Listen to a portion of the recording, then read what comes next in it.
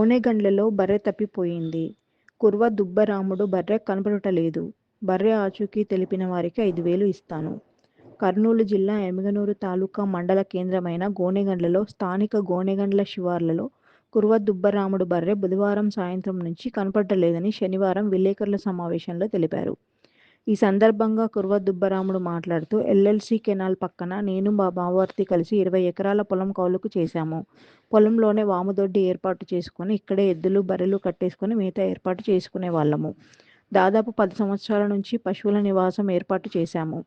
బుధవారం సాయంత్రం ఇక్కడే ఎద్దులు బర్రెలు కట్టేసి ఇంటికి పోయి వచ్చేలోపు బర్రె తప్పిపోయింది తెలియదు, లేకపోతే ఎవరైనా తీసుకొని పోయింది తెలియదు.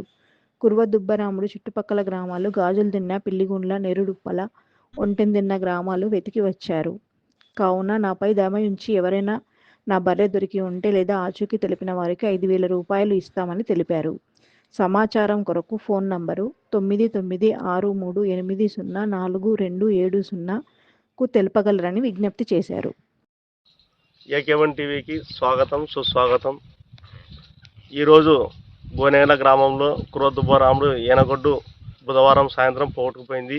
ఆ విషయం తెలుసుకునేకే ఆయన దగ్గరికి వెళ్తున్నాము. ఇప్పుడు రండి చూద్దాం. దీనికేసాడే ఈ రెండింటికి వేసేదా ఇది పెరిగి ఇట్లా పోయింది. ఇంకా ఈ గాడికి దూడ దీని తల్లి పోయిందేమో. దీని తల్లి వచ్చుడు ఎద్దులు ఈడే ఉంటాయి కొట్టము.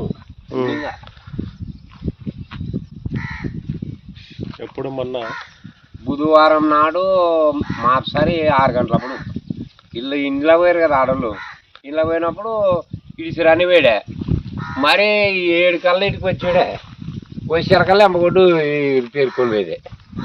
అసలు లేదు. ఇంకా మీరు వెతికినావా చుట్టుపక్కల ఎదిగితే ఆ వాకిళ్ళ కాటికి అడ్రస్ తెలిసేదే. ఇంకా అటు నుంచి ఇంకా అడ్రస్ వెళ్ళడం లేదు. అక్కడ నుంచి అక్కడ పోయింది తెలుదు. అక్కడ వెళ్ళేది తెలియదు, ఎవరు చెప్పరు. వాటికైతే చెప్పారు. ఇంకా ఇట్లా తాడి ఇడుచుకొని వచ్చాను ఇక్కడ చూసి మేము గ్రాడ్యుయేట్లో వాళ్ళు చూసి వాళ్ళు చెప్పిరి. ఇంకా గదల తినే తిరుగుతున్నాను, పిల్లిగొండ తిరుగుతాను, వండరి తినే తిరిగి, కాయరవాడ తిరిగి, పుట్టపాట తిరిగి, మరి ఇవాళ ఎర్రబాడు, తిప్పనూరు, యంగోడు అన్నీ తిరిగి ఇంకా వీటికి వచ్చాను. ఇంకా ఎంత ఉంటుంది దాని విలువ? దాని విలువ ఎన్నైతే ఒక 80,000. ఇంకా ఇప్పుడు పాలదు కాబట్టి కనీసం ఒక 40,000 అనేది చేస్తుంది. ఒక 1 ఫూట్ ఇస్తుండే అది ఎదకొచ్చే పోయేది, లేకుంటే పోదు. ఇవి ఎన్నోసార్లు ఊడుకొని ఏడనే తిని పండుకుంటుండే. మేతదే అయింది, వామదే, ఎద్దులు అన్ని 2 ఏళ్ళ. మీకు ఇప్పుడు దాని గురించి సమాచారం సమాచారము నా ఫోన్ నంబర్ ఇస్తాము.